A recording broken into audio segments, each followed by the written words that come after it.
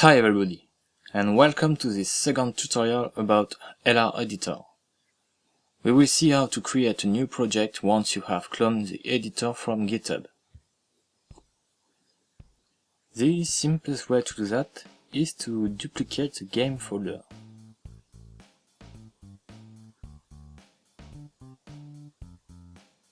You can rename it the way you want. Let's call it Rocket Dude. The project.json file holds the name of your project. Let's put Rocket Dude there too. Now from the LR editor, we can load our new project by informing the folder path.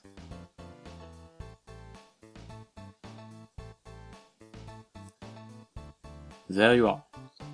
We are all set to make a new game. Now we'll go deeper to see the hierarchy of the project. The assets folder is the one holding the main data of your project. Please note that I will just make a brief overview of this data. So we have the behaviors, the images, the inputs, the levels, the physics, and the prefabs. Let's begin with images. With LR Editor, you can load images the same way Phaser does. You just need to put them into this folder. You can see some examples here.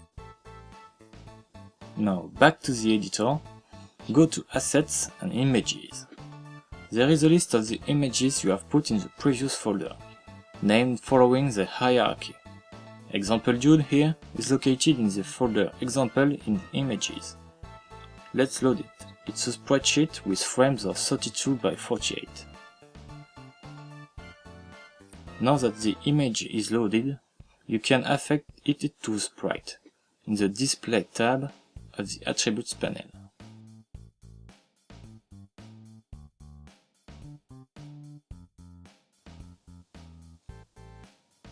Let's take a look at the Behaviors folder now, which basically contains the scripts of your game.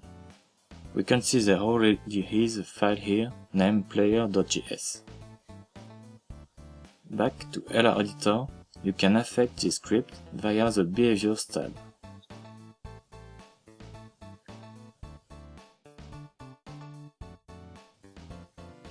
Inputs and physics contains data that will be loaded at the start of your game. These are JSON too, so you can manipulate them manually, but I advise you to use the LR Editor for that, in order to avoid any issue. Here you can edit the inputs, and here the layers for the physics. Finally, the levels. They are generated by the LR Editor when you export them, then loaded by the game. They basically contain all the objects you have created in your scene. To import a level, go to Level Import and specify its name. In the same way, you can export it with Level Export.